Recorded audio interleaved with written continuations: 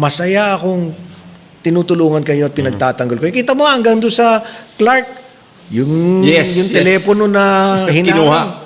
Oo, pinapaliwanag ko doon sa mga kasama natin sa kapwa gobyerno that you OFWs you have a unique language. At pagka ginagalaw ang inyong mga pasalubong, they really go berserk. For sure.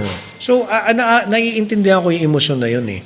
So, kasi pinaghirapan nila yan eh. Tsaka simbolo yan ng ano eh. Sometimes mga OFW, aminin nyo to, gusto niya magyayabang siya. Dala-dala niya yung flat screen TV na kay bigat-bigat. Di ba? Hindi ko maintindihan ba, di nila kayo dito bumili sa Pilipinas. Ang mura-mura naman yan. Well, trip-trip. Yeah, exactly. Gusto niya na dadaan doon sa carousel yung kay bigat-bigat na 65-inch na television set. Now, ito mga ganito, pinakikiusap ko rin sa mga kasama natin sa government.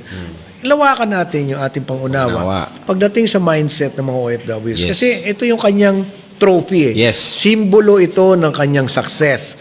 So, a little kindness on how we communicate with OFWs will really go a long, long way. For sure. And as I mentioned to my colleagues in government, OWA will be more than happy to collaborate with you on kasi ako alam ko na yung paano makipag-usap mga OFW eh. If you don't mind me asking, ilang years ka na in government since 2016. 2016. Diba? Napunta ako sa OWA 2018. Isipin mo nung taon na ngayon, 2014 na ngayon, nandito pa rin ako. Sobrang tagal na. Oo, nakakaya naman kung bobo pa rin ako dito sa ginagawa ko. Diba? Yun lang.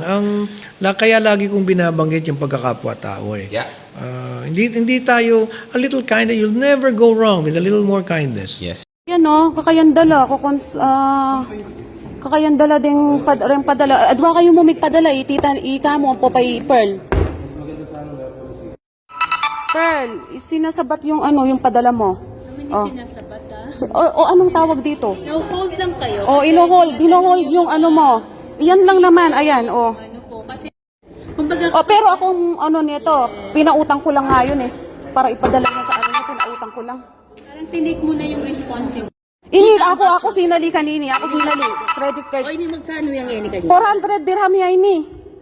400 dirham. Kasi opo yan mo. Opo yan ini. Peso, wala yung 10,000 ni. Wala yung 10,000 yan. Tita, pakisend ka ko yung resibo. Oo, kasi, di ba sa ating mga Pilipino, di ba pag nagpadala, Declaration nyo po, pangalan nyo yung nakalagay, hindi yung kung kanino man nanggaling. Pangalan nyo at kayo yung pumirma. Ayan, so anong ibig mo sabihin yan? So nanong buriyo ko nanyo rene? Rempi pagpagalan me ko nanyo la? Ko, magwabra kaming masalese, kibat mo kanyan? Naka-live ako. Ma'am, bawal po yun, ma'am. Ay, hindi bawal. Marami ako nakikitang